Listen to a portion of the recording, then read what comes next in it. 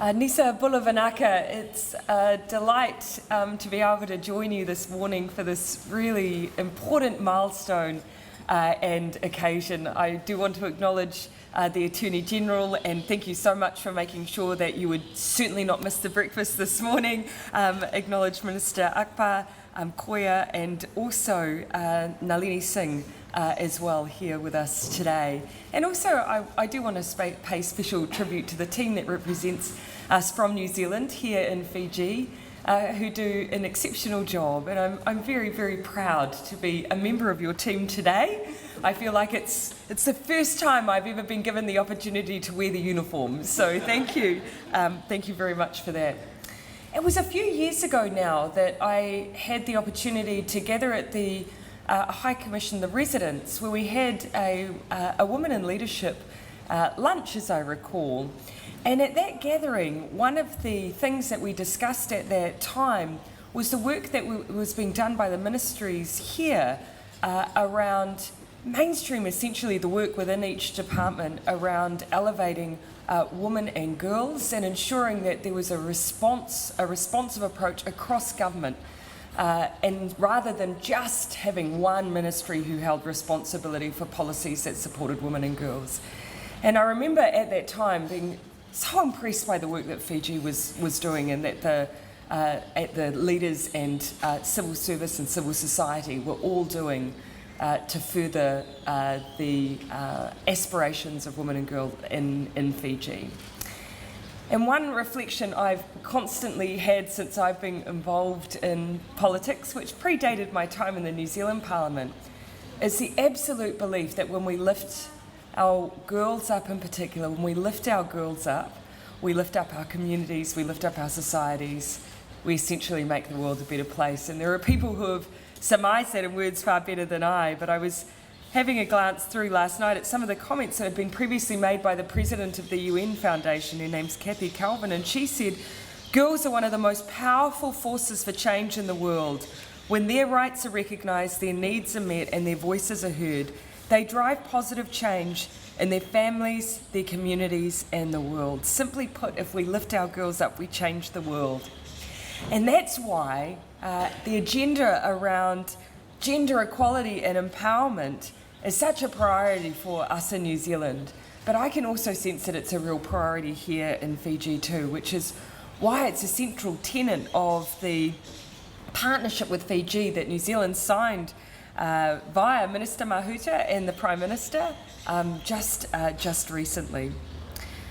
In Fiji, the Ministry of Women, Children and Poverty Alleviation has been promoting gender equality through their gender response policy development, and again that's been about trying to embed change across government, and I do want to acknowledge that work because of course women don't place themselves in silos based in our ministries or departments, and we need to make sure that when we're designing policies, and certainly this is the case for us in New Zealand, that we think about ensuring that what we're doing is meeting the needs of women, whether they're rural or urban, whether they're old or young, whether they're carer or being cared for, whether they're worker, child, mother or daughter, at every layer and in every respect. And what is it ultimately that we should aspire for our women and girls? You know, I think each of us can probably just view this through the lens of our own children. What do I aspire for my child? I want her potential to be fulfilled. I want, regardless of her gender, for her never to see that as a barrier to achieving what she wants in life. I want her to be happy and joyful. I think we all ultimately want very, very simple things for our children, but we know that unless our girls have confidence that they will be able to access the healthcare they need when they need it, that they won't be discriminated upon based on their gender, that they don't expect to be paid less just because they are a woman, and they should be able to expect to be free from violence.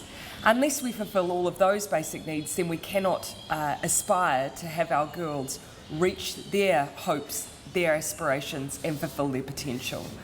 So those are some of the things that I hope for and that we strive for in New Zealand and that we strive for in our partnerships elsewhere, because we must be the first to acknowledge we have work to do at home as well. But here, the partnership that we've been engaged with here in Fiji is so important to us. And as I said, I do want to acknowledge that whole of government approach that has been used here to promote equality and empowerment, and that ensures that we have that architecture that sits across the whole of government. And it's something we've been proud to support.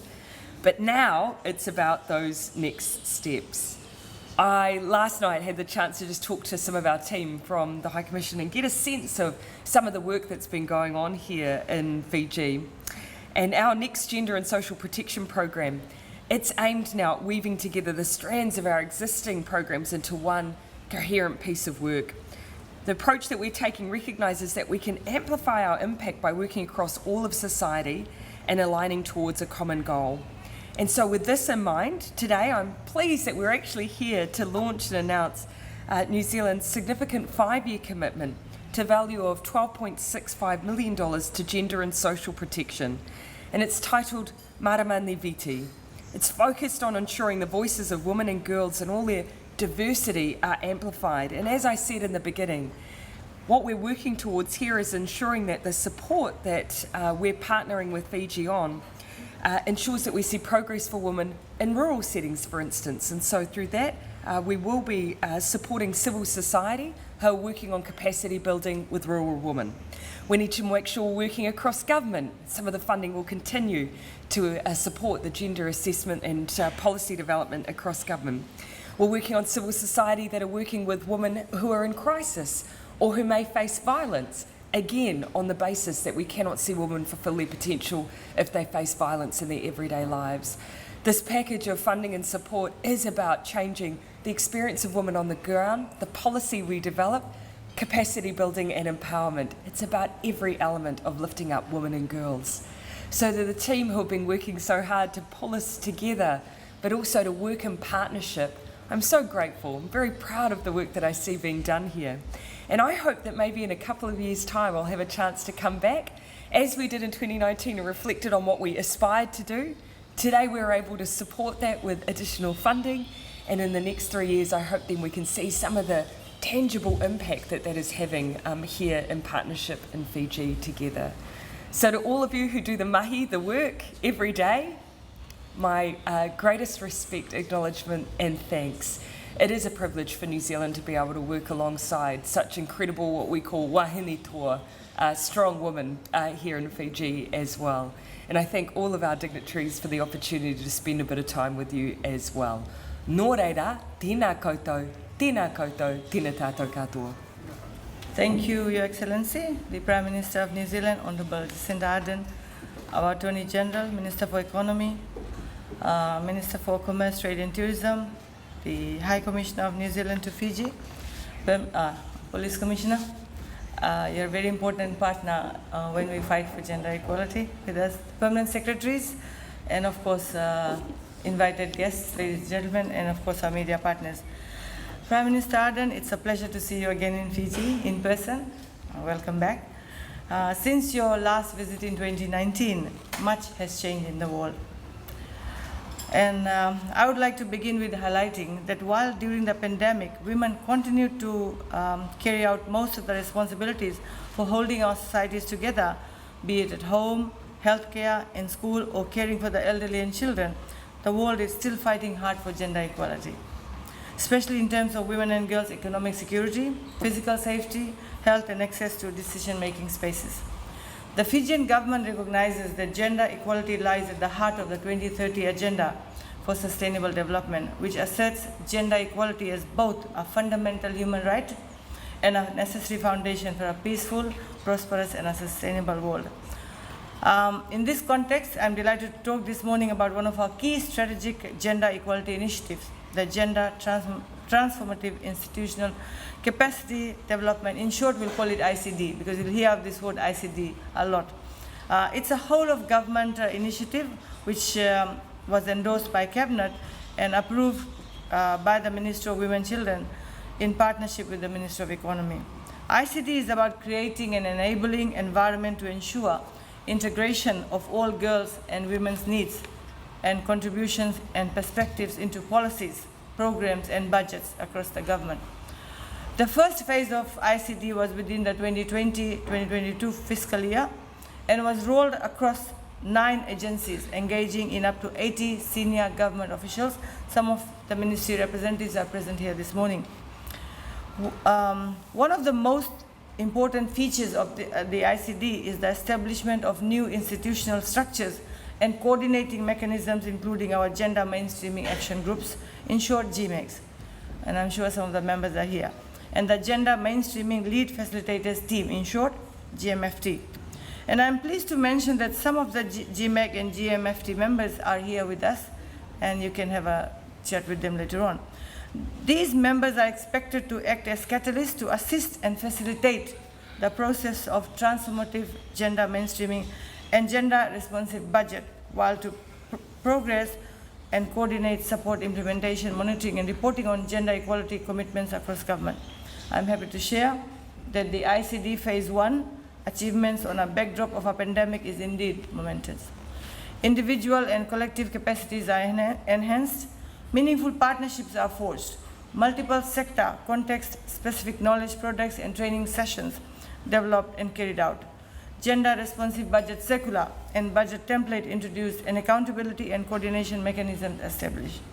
Honourable Ardern, celebrating these achievements, I would like to acknowledge the Government of New Zealand for your generous support in partnership with the Government of Canada to make this significant whole-of-government initiative possible. Please allow me to extend the Fijian government's appreciation to your government. Thank you. And I'd also like to recognize the valuable cooperation with the Asian Development Bank and, of course, the Fiji Women's Rights Movement here in Fiji. I mean, at this point in time, please allow me to put on record the work that the ministry does and the work that the Fijian government does. Recently, through the UN Tracker report, Fiji was globally recognized as one of the leading countries in terms of our work carried out for gender-based violence during the pandemic, and I'm proud of that achievement. Honourable Prime Minister and distinguished guests, to conclude, the achievements of ICD Phase 1 and its lessons learned is the strength of the whole-of-government approach and the power of partnership and collaboration. This approach through evidence-based action holds great promise to accelerate our work and accelerate progress towards gender equality. With this important message, I'm honoured to give emphasis again to such commitment on behalf of the Fijian government, while looking forward very much to design an effective rollout of the second phase of ICD in 2020 to 2025 across all our government agencies in partnership with the government partners. I'm sure the stakeholders present here this morning will agree that gender equality cannot be fought in silos. We have to work together, and we are grateful for all the partnerships we have with our partners in trying to achieve gender equality parity. You did mention about the dreams we have for our young women and girls. We share your dreams, and we hope that in the near future, work is accelerated, the pace, and the world will soon see gender equality come to reality. Thank you. Honourable Jacinda Ardern, the Prime Minister of New Zealand. Honourable Faiyaz Kayum, Attorney General, Minister for Economy. Honourable Rosy Akbar, Minister for Women, Children and Poverty Alleviation. Excellency Charlotte Darlow, High Commissioner of New Zealand. Brigadier General Sitiveni Giliho, Commissioner of Police. Permanent Secretaries, members of the Diplomatic Corps, civil society organisation partners, members of the media, ladies and gentlemen. Bula Vinaka, and a very, very good morning to you all. I see as we were just about to start speaking, we had a light sprinkle of rain, so I think we're blessed today, Honourable Prime Minister. It's a pleasure to be here today, to be amongst such incredible women, and to be part of the Gender Transformative Institutional Capacity Development Initiative undertaken by the Fijian government. Please allow me to once again thank the governments of New Zealand and also for the government of Canada for their invaluable support in not only something that Fiji needs more of, but the world needs more of. Excellencies, ladies and gentlemen, the Fijian government has actively advocated for gender equality and empowerment of all women and girls in Fiji, and it is in all that we do, and in all that we need to do also. It's built into our 5-year and our 20-year National Development Plan and our National Gender Policy. But policies can only make the impact if we truly implement them for those who need the most support. Nearly half, about 49.3% of our population are women, most of whom are micro and small and medium enterprises. And that essentially means half of our population are vulnerable. In my capacity as the Minister for Commerce, Trade, Tourism and Transport, the Ministry has a fundamental role in creating an inclusive environment for women, and where women are actually at the forefront of a sustainable economic recovery. I wanted to add, Honourable Prime Minister, that of the 300 odd staff that we have, we're actually led by women. Women who take charge in our trade department, women who take charge in our transport sector, at sea, and women who are leading our finances and human resources. That's a part of our organization. That's something that I actually personally take a lot of pride in. And what these women do is lead our support for other women, whether it's through training, whether it's through mentoring or hand-holding services. Excellencies, ladies and gentlemen, since the launch of the Gender Transformative Institutional Capacity Development Initiative in 2021, the Ministry has now become more gender inclusive by incorporating gender components into its policies. We're doing this to empower more women to have the same economic opportunities as men. Excellencies, with respect to our MSME Fiji, a few years ago we established a dedicated unit, our MSME Fiji, and this was geared towards supporting the livelihoods of MSMEs through various programs. This assistance has actually benefited 20,000 of our population. 19,483 women, or 41% of the Fijian MSMEs at a value of about 31.3 million, solely directed to women entrepreneurs. And this support is in fact an investment. This has helped many women, businesses or business entrepreneurs, to start up their businesses or to provide the additional funding to take their businesses to new heights. We're looking at women in agriculture, we're looking at women in the creative arts, we're looking at women in tourism, and we're looking at women in a lot of other sectors. Through the Institutional Capacity Development Initiative and also our Young Entrepreneurship Scheme program is actually currently one of the programs or projects that are under the gender responsive budget and planning.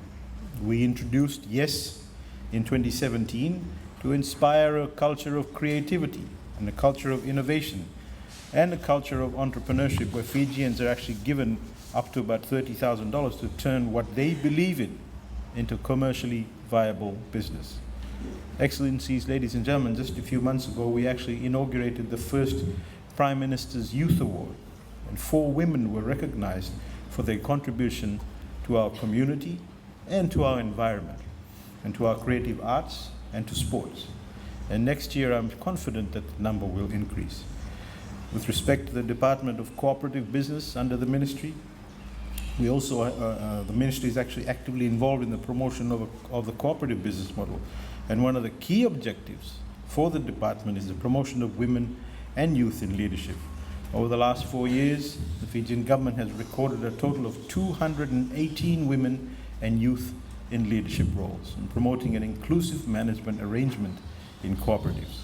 The Department of Cooperative has also registered over 32 women-centric cooperatives, engaging mostly in the wholesale and retail trade across Fiji. We also have a program which is a standardized roadside stall initiative, and we made it a goal to provide women who sell along our highways a safe, hygienic and climate resilient space to sell from. And through our standardized roadside stall program, we've supported about 1,300 Fijians with 102 roadside stalls constructed right throughout Fiji. Fijians with approximately 56% of the beneficiaries are women. And these are women who actually co-share the stalls with other women vendors. The initiative by the Fijian government is actually to empower the grassroots communities by providing better facilities to market their produce and gradually phase out all of the informal roadside stalls along the highway and mainstream informal stall operators and put them into the formal sector. With respect to training and upskilling, Excellencies, the support and the capacity building, the Ministry has in the last financial year trained 1,530 women entrepreneurs in the basic field of bookkeeping, and to start their businesses in cooperative management and record keeping and financial literacy and personal entrepreneurial competency, and start to improve their business. Ministry will actually continue to work closely with the Gender Transformative Institutional Capacity Development Initiative to achieve its goal of creating an enabling environment to ensure the integration of all women and girls' needs and interests and concerns and contributions and perspectives into policies, strategies, programs, and budgets across government agencies, and to make sure that they are met.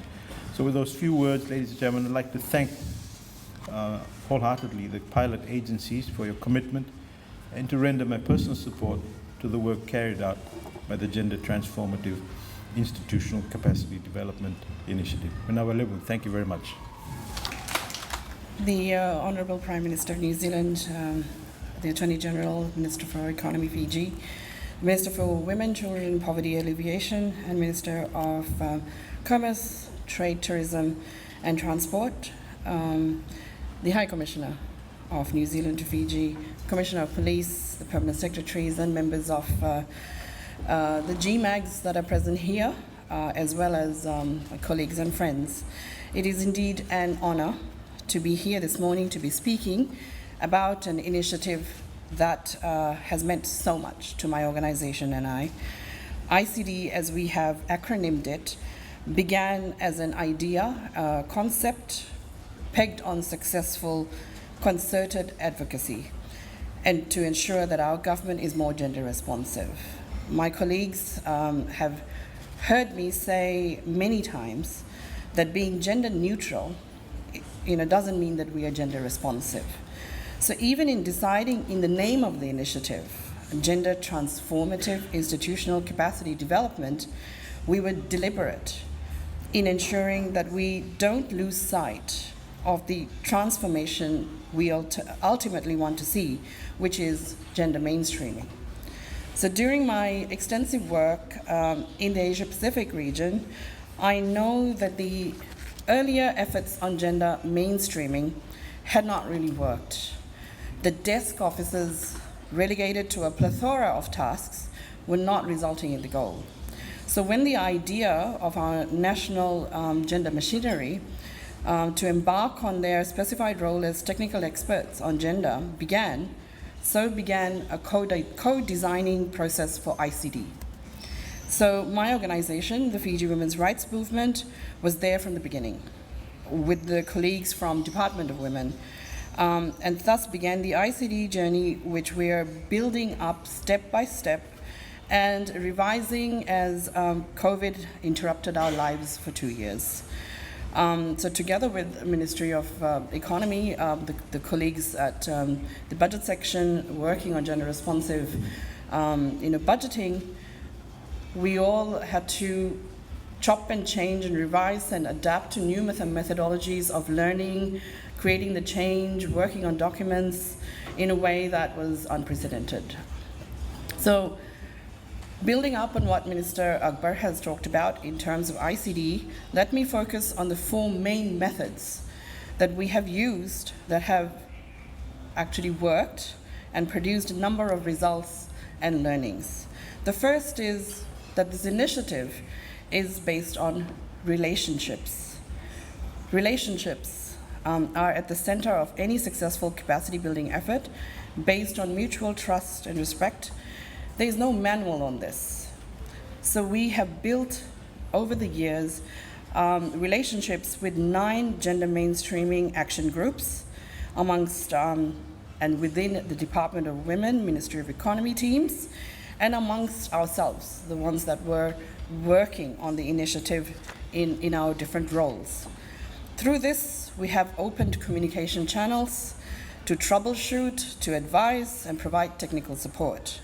And here, we have identified And we strongly recommend, as part of our closing report for phase 1, that the Department of Women prioritize its structure and, how do we centralize the roles that the gender mainstreaming lead facilitation team will have. Because moving forward for the next rounds and the next phases, we will need to have a strong cohesive team that is accessible to all the GMAGs. The second is on partnerships, and as the High Commissioner mentioned, working and collaborating with different stakeholders, valuing knowledge and skills and expertise. Here we have valued the role that the Fiji women's rights movement has played, as the trusted local experts. It would have been very easy to contract an external consultant, but it's where such initiatives fail, as local nuances and contexts are often missed. Our partnership with MFAT has been built on trust and an enormous amount of understanding, as all our plans went haywire with COVID. But the steadfast support and flexibility meant that we completed phase 1s with a number of results and learnings. Third is putting knowledge into practice. An effective knowledge and skills development is a very complex process, and training is one part of it only. So we have our own unique blend of homegrown tools and techniques. And as a result of phase 1, we have produced our own gender sensitization, gender analysis, gender responsive budgeting toolkits. And we have done multiple workshops with the GMAGs. We also have sector-specific gender analysis documentation and resources for the use of all the GMAGs and ministries involved. The Ministry of Economy has developed a gender-responsive budgeting template, and I'm very pleased to say that in the 2021-2022 national budget cycle, 18 gender-responsive project proposals were submitted for approval, and all were approved with the budgets requested. And that is an incredible start and one notch on the journey of transformation. There can be many improvements in the process, and that is what we are committed to do in the next round. We will continue this till we have gender mainstreamed in all budget submissions, and gender is mainstreamed in all aspects of work in all government ministries and institutions.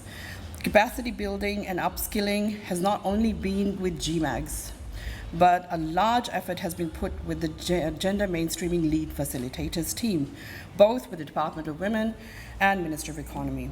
And I'm pleased to say all, if not most, are gender sensitized and can help with gender analysis and gender responsive budgeting. And finally, gender transformation. To actively examine and question, to change gender social norms. The imbalance of power in both formal and informal structures is very important. Here is the depth of the ICD work, where we will identify, for example, why projects or schemes don't sustain themselves beyond the project life. We will interrogate the life cycle of barriers that women face to truly address those and to ensure prosperity for all. So our work is not done yet. It's a step-by-step process which has begun. The New Zealand government support has been instrumental in getting us here and being very understanding of the multiple challenges we have faced. We look forward to further enhanced support, one for the Department of Women, and second, the local expertise that the Fiji women's rights movement provides. The last 2 years, despite the challenges, has been rewarding for all of us working on this initiative. And as Fiji women's rights movement, we are committed to supporting this initiative till the end. Thank you.